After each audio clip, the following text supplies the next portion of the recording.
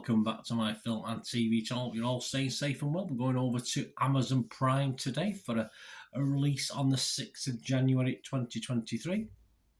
A supernatural thriller. I was quite looking forward to this. We'll talk about it, but this is called The Rig. Please, if you're new to the channel, push that subscribe button, push the bell notifications.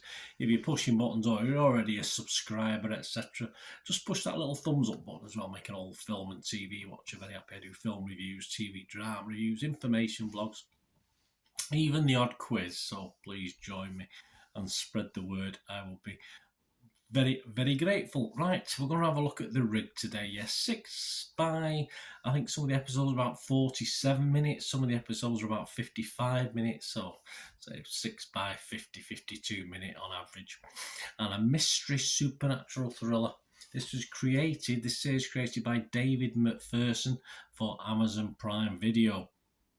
Directed by John Strickland, and is the first Amazon original to be filmed entirely in Scotland. Yes, certainly not on an oil rig, I don't think. I think we get shots of oil rigs, of course we do, that's the name of the thing, but I think a lot of studio sets, and you could possibly tell with this as well.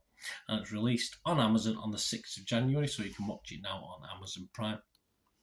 What are the audience thinking? Well, the Rotten Tomatoes audience, we're getting a 49%, so not great, not fantastic. That's well, a bit naff, really, isn't it? Internet Movie Database, the other sort of public view we've got, almost 700 scores have been left. It's doing a bit better. There's a few 10 out of 10s, which is always film and crew for me. I've left those, but 6.1 out of 10, so just scrapes over that figure I like to see, the 6 out of 10. And overall, it's a 67% positivity, so that's fine, that's okay. So that all sounds well and good. What about the premise? Well, it's the crew of a North Sea stationed oil rig called Kinloch Bravo, and the crew are due to return to the mainland, but a mysterious fog. Yeah, I was hoping for pirates and swords and things, but we didn't get that, unfortunately. A mysterious fog rolls in and cuts off communication with the outside world, and things aren't going so well out there either. The crew will be driven to the limits of their endurance and loyalties and will be forced into a confrontation with forces that are beyond their imagination. Yes, well, it's a supernatural thriller.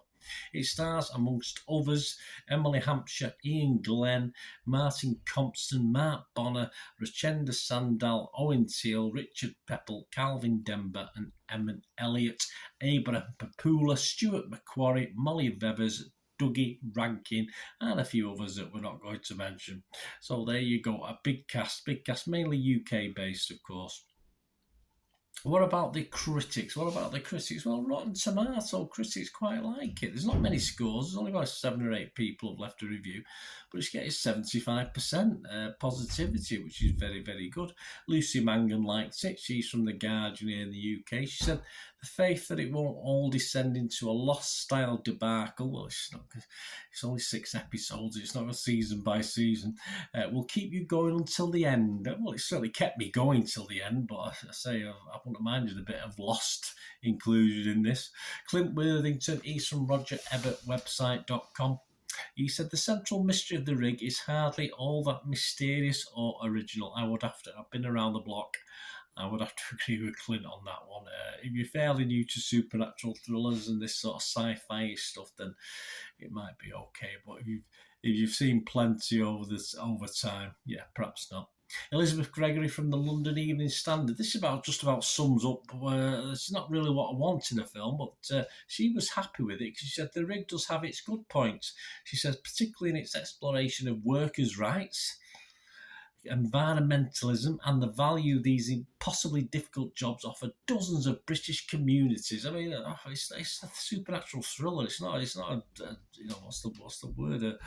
A giving drama or something like that. It's a lot of the acting is good too. Elizabeth said, well, it's a mix on the acting. It's British actors, so you are going to get a bit of a mix. But I don't know, Elizabeth. I watched this supernatural thriller chiller for the scares and the jumps and the tension. I don't really watch it to find about workers' rights and the jobs it offers British communities. I'm not really interested in that. It's not a documentary.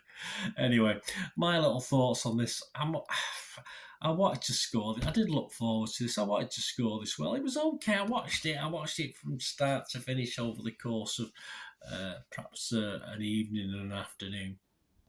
And it was all right as a binge watch, but I'm just going to give it halfway house. I am going to give it a mark. I mean, I'm not going to be that mean. I'm not going to give it a mark. I'm just going to give it a 5 out of 10. I'm not as impressed as certain people.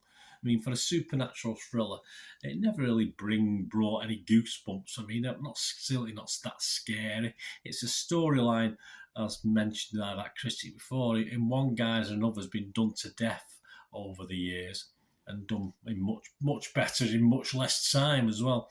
There's not really enough to justify 6 episodes in this. There's a lot of filler because they're not really going to give you. They don't give you a lot of backstory as well, so you don't, the character wise. So if it was a bit more of that, it might have filled the time a little bit better. But the story just isn't big enough for 6 episodes, and it does get a little bit wearing and tiring.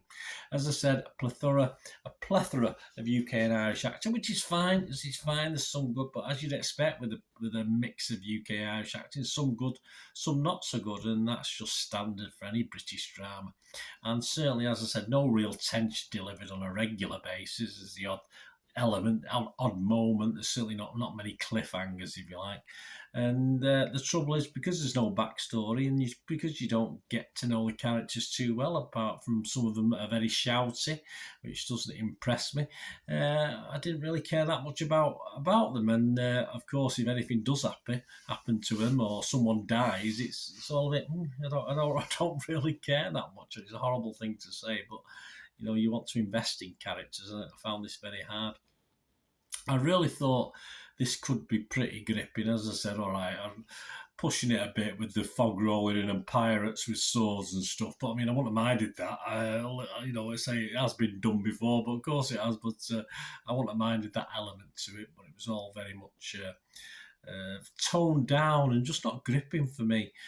Say an oil rig and its workers trapped, and all the claustrophobia and the infighting could have been very, very good, but it was just all a little bit of a letdown for me. And the ending seemed a little rushed. The ending, it all seemed to happen very, very quickly. But I did enjoy the final scene, but it was a little bit too little, too late. Yes, but and the final scene had nothing to do with the oil rig, so there you go. But I did enjoy that little bit of it. But yes, I found this just a little disappointing. Let me know what you think, guys. Anyway, if you enjoyed it, if you didn't, as I said, I've been around the block a few times, and I've seen many things like this done far, far better. So I was just a wee bit disappointed, that's for sure. Let me know what you think. Thanks for watching, guys. Please, until we meet again, please stay safe, everyone.